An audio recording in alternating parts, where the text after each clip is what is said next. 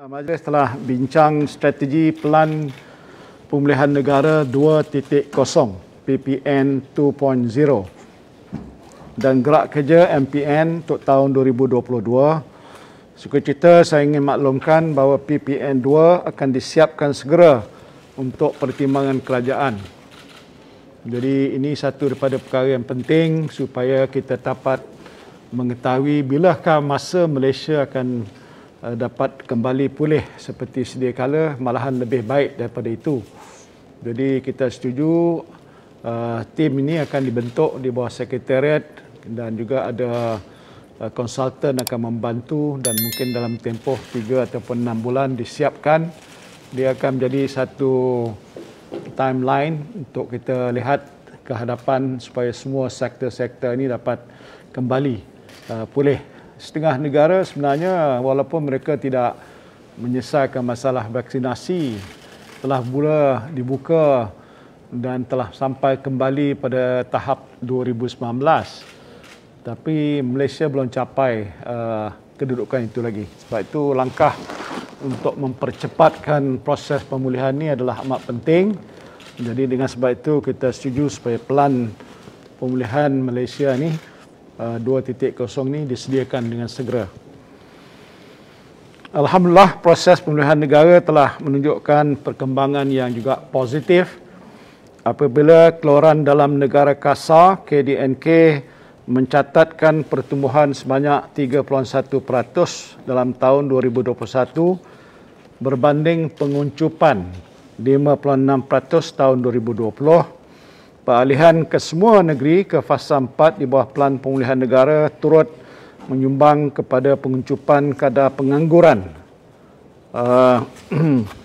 kepada 4.2% dan pembukaan sektor ekonomi secara selamat dan teratur juga melihat perdagangan luar mencecah lebih 2 trilion ringgit dengan nilai kemasukan bersih FDI melebihi 50 bilion ringgit.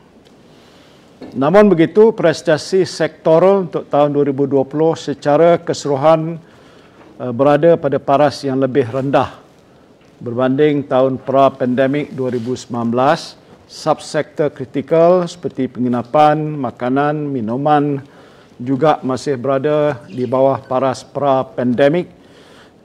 Jadi PPN 2.0 amat penting bagi pemulihan semula secara strategik sektor-sektor yang terjejas melangkaui paras pra-pandemik.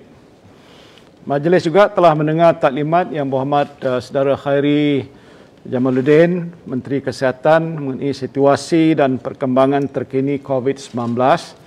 Walaupun terdapat peningkatan kes harian COVID-19 serta bilangan kemasukan ward hospital, strategi program imunisasi COVID-19 kebangsaan dan pemberian dos penggalak booster telah menunjukkan keberkesanan dalam memberi perlindungan daripada jangkitan yang lebih teruk.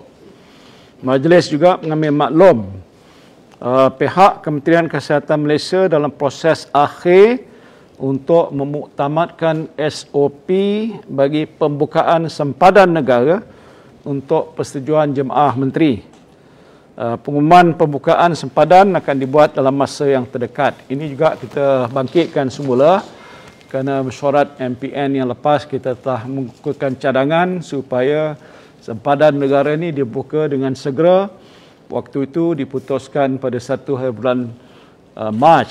Namun begitu, keputusan majlis dah dibawa pada kabinet dan diminta supaya KKM menyediakan SOP yang saya harap adalah lebih longgar, lebih mudah supaya tidak akan membawa kesan kepada pembukaan sempadan.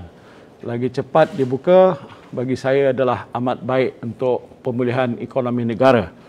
Jadi saya harap pengumuman ini akan dibuat dalam tempoh yang tidak berapa lama lagi, tarikh sebenarnya, dan kita tunggu sajalah bila masa dia diumumkan.